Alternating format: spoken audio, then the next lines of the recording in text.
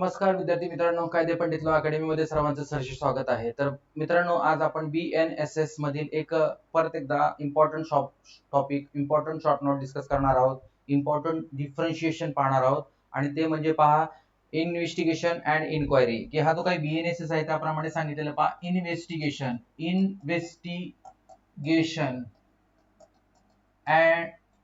And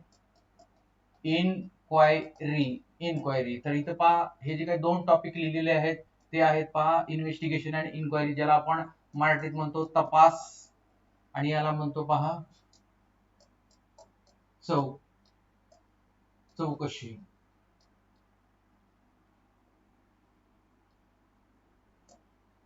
हा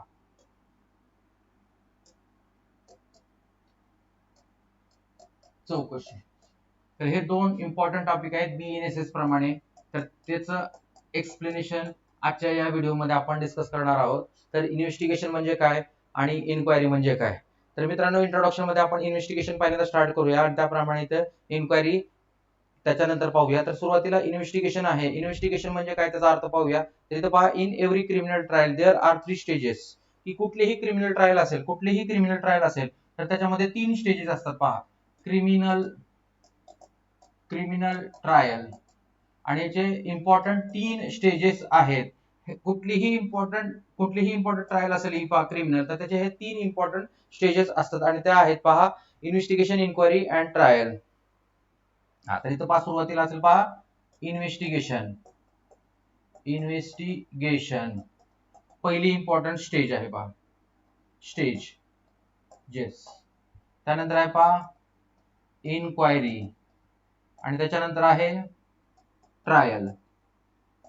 अशा ह्या 3 इम्पॉर्टंट स्टेजेस आहेत. त्याप्रमाणे इथं पहा इन्व्हेस्टिगेशन, हे इन्व्हेस्टिगेशन नेहमी पोलीस करतात. तपास हा नेहमी पोलीस करत असतो. त्याप्रमाणे इथं पहा म्हणलेलं आहे investigation can be conducted only police. जे काही पोलीस आहेत ते पोलीस हे तपास करत असतात. त्याप्रमाणे इथं पहा म्हणलेलं आहे police steel filing the chargesheet. जोपर्यंत चार्जशीट फाईल होत नाही तोपर्यंत हे पोलीस काय करत असतात, इन्व्हेस्टिगेशन करत असतात. कुठपर्यंत? चार्जशीट फाईल होत नाही तोपर्यंत, म्हणजे तपास पूर्ण होत नाही तोपर्यंत इथं काय होतं की ही स्टेज असते आणि ती स्टेज म्हणजे इन्व्हेस्टिगेशनची, तपासाची. म्हणून इथं पहा म्हणलेलं आहे की इथं जोपर्यंत चार्जशीट फाईल होत नाही तोपर्यंत इन्व्हेस्टिगेशनची स्टेज असते. त्यानंतर इफ पोलीस फाइंड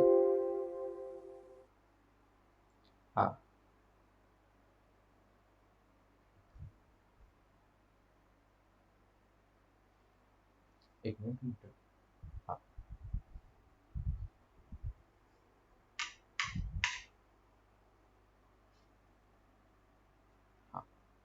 आणि त्याप्रमाणे म्हणलेलं आहे पहा इथे if a police find that no offense has been committed in a report can be made to magistrate. की इथं पोलिसांना त्या तपासामध्ये कुठलाही ऑफेन्स झालेला नाही असं जर आढळून आलं तर तशा प्रकारे हे पोलीस काय करू शकतात, तसं तो तपासाचा रिपोर्ट काय करू शकतात, मॅजिस्ट्रेटला देऊ शकतात.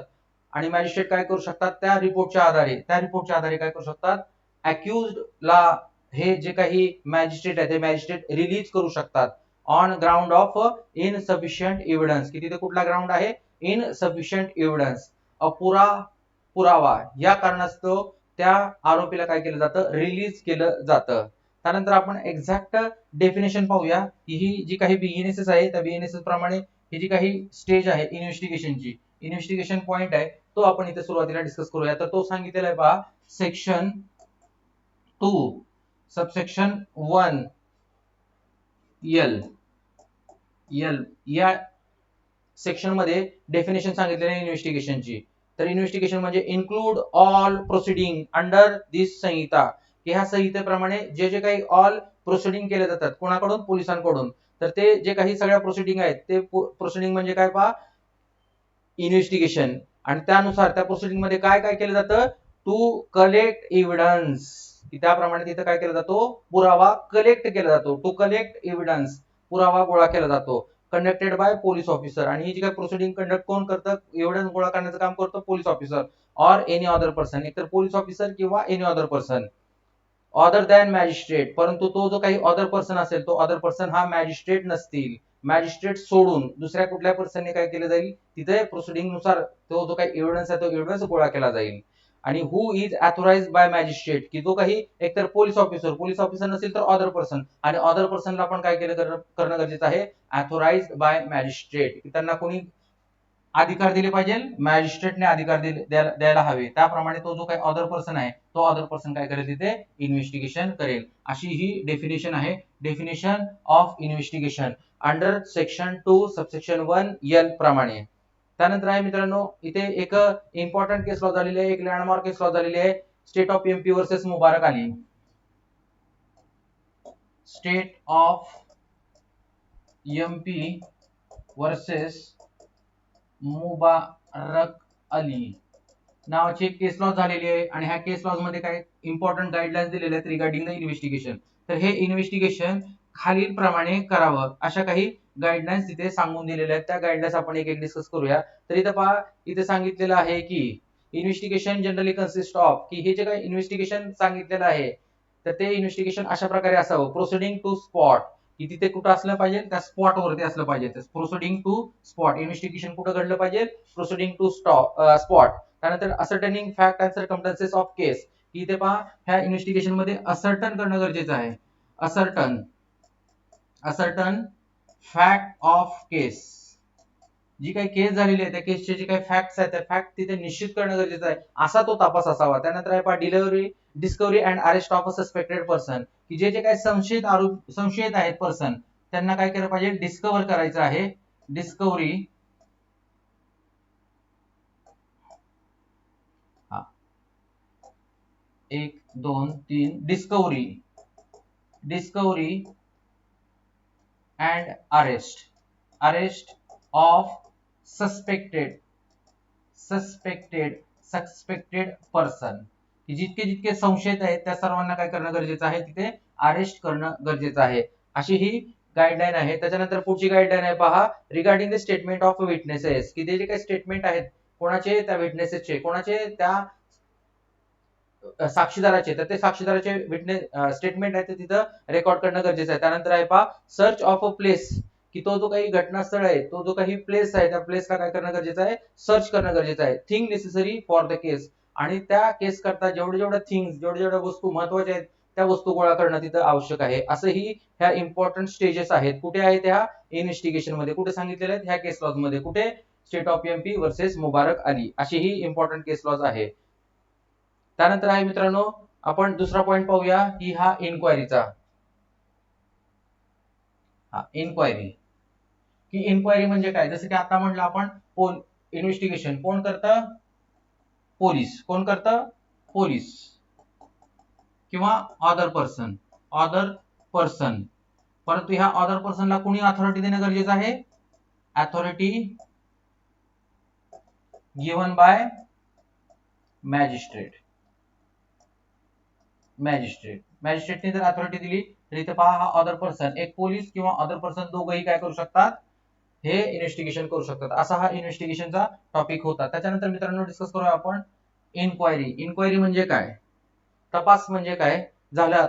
आता इन्क्वायरी म्हणजे चौकशी, की इथं पहा तपास नेहमी पोलिसांकडून केला जातो आणि चौकशी नेहमी ही मॅजिस्ट्रेट कडून केली जाते. त्याप्रमाणे इथं आता इन्क्वायरीची स्टेज आहे आणि ती सांगितलेली आहे पहा डेफिनेशन मध्ये, आणि ती डेफिनेशन आहे पहा सेक्शन 2 सबसेक्शन 1 के, सेक्शन 2 सबसेक्शन 1 के, इथे ही डेफिनेशन सांगितलेली आहे इन्क्वायरी म्हणजे काय पहा, इन्क्वायरी मीन्स एव्हरी इन्क्वायरी, प्रत्येक इन्क्वायरी अदर दॅन ट्रायल, किती ट्रायल सोडून. सुरुवातीला आपण 3 टॉपिक लिहिले पहा, 3 पॉइंट लिहिले, एक असते इन्व्हेस्टिगेशन, 2 असते इन्क्वायरी आणि 3 असते ट्रायल. तर त्याप्रमाणे इथे इन्व्हेस्टिगेशन सोडून, ट्रायल सोडून जी काही स्टेज आहे ती म्हणजे inquiry, conducted by under this code, की ह्या कोड प्रमाणे, ह्या संहिताप्रमाणे ती कंडक्ट केली जाते. काय, ही इन्क्वायरी, आणि कोणाकडून पहा, बाय अ मॅजिस्ट्रेट, कोणाकडून, मॅजिस्ट्रेट कडून. जर ती इन्क्वायरी कंडक्ट केली असेल तर ती झाली इन्क्वायरी, हे ह्या संहिताप्रमाणे सेक्शन 2 1 के प्रमाणे, सबसेक्शन 1 के प्रमाणे. तर ती ही जी काही डेफिनेशन आहे, ही डेफिनेशन तिथे सांगितलेलं आहे. त्याप्रमाणे आपण थोडक्यात तिथे एक्सप्लेनेशन करूया इन्क्वायरीचं. तर inquiry is a second stage, इथे सांगितल्याप्रमाणे इन्क्वायरी ही दुसरी स्टेज आहे, सेकंड स्टेज आहे पहिल्यांदा इन्व्हेस्टिगेशन, दुसरं इन्क्वायरी, आणि त्याप्रमाणे ही सेकंड स्टेज आहे बिफोर फ्रेमिंग अ चार्ज. आणि ही स्टेज कधी असते? चार्ज फ्रेम होण्यापूर्वी, before framing a charge by court or magistrate belonging to inquiry. आणि त्याप्रमाणे ही इन्क्वायरी आहे आणि चार्ज फ्रेम होण्यापूर्वी. आफ्टर फायलिंग चार्जशीट, जेव्हा filing by chargesheet by police officer आहेत ते काय करतात? त्या गुन्ह्याचा तपास करतात, त्याप्रमाणे चार्जशीट फाईल करतात. चार्जशीट फाईल झाल्या नंतर तिथे ही जी काही स्टेज आहे कुठली? इन्क्वायरीची, ती स्टार्ट होते आणि त्याप्रमाणे इन्क्वायरी केली जाते. If no prima facie case made out, इथं पहा ह्या इन्क्वायरीच्या स्टेजमध्ये हा जो काही अक्युज्ड पर्सन आहे, कोण? Accused person. अक्युज्ड पर्सन ह्या इन्क्वायरीच्या स्टेजमध्ये मॅजिस्ट्रेटला असं आढळून आलं, असं ओपिनियन झालं की तिथे प्रायमा फेसी सकृत दर्शनी तिथे केस किंवा ऑफेन्स मेड आउट होत नाहीये. इथं हा मेड आउट ऑफेन्स घडला नाही असं जर तिथे मॅजिस्ट्रेटचं, असं जर कोर्टाचं ओपिनियन झालं, तर कोर्ट काय करू शकतं? त्याच स्टेजला काय करू शकतं? मॅजिस्ट्रेट तिथं त्या अक्युजरला रिलीज करू शकतं. आणि तिथं पहा प्रायमा फेसी केस असेल तर तिथे पहा इथे काय केलं जातं? असेल तर मॅजिस्ट्रेट कॅन फ्रेम चार्ज. आणि जर सपोज तिथे जर प्रायमा फेसी केस दिसत असेल, सकृतदर्शनी ह्या पुराव्यानुसार असं दिसून आलं असेल, आढळून येत असेल की तिथे तो ऑफेन्स त्या आरोपीने केलेला आहे असं जर दिसून आलं, तरच तिथे काय केला जातो? चार्ज फ्रेम केला जातो. अशी ही इन्क्वायरीची डेफिनेशन होती, मिनिंग होतं. त्यानंतर मित्रांनो आपण एक अगदी थोडक्यात इथे काय करूया?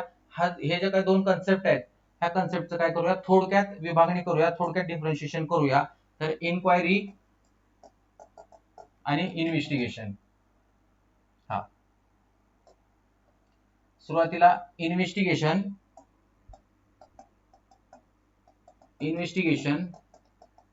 आणि इन्क्वायरी. तर पहिलं डिफरन्शिएशन आहे, इथे पोलीस करतात इन्व्हेस्टिगेशन आणि इथे काय कोण करतं? कोर्ट और मॅजिस्ट्रेट. कोर्ट और मॅजिस्ट्रेट असा हा पहिला डिफरन्स आहे. त्याच्यानंतर आहे पहा इथे ऑब्जेक्ट आहे. तर इथे हा जे काही इन्व्हेस्टिगेशन आहे त्याचं ऑब्जेक्ट आहे टू कलेक्ट एव्हिडन्स. काय गोळा करायचं आहे? एव्हिडन्स गोळा करायचा आहे. आणि इथं हे जे काही इन्क्वायरी, त्या इन्क्वायरीचं जे काही ऑब्जेक्ट आहे, ते ऑब्जेक्ट काय आहे पहा इथे? त्याच्या काही फॅक्ट त्या ट्रू आहेत का फॉल्स आहेत, हे पाहायचं आहे. असं हे ऑब्जेक्ट आहे. त्यानंतर तिसरा पार्ट आहे पहा, investigation is a first stage, की ही इन्व्हेस्टिगेशन पहिली स्टेज आहे. First stage.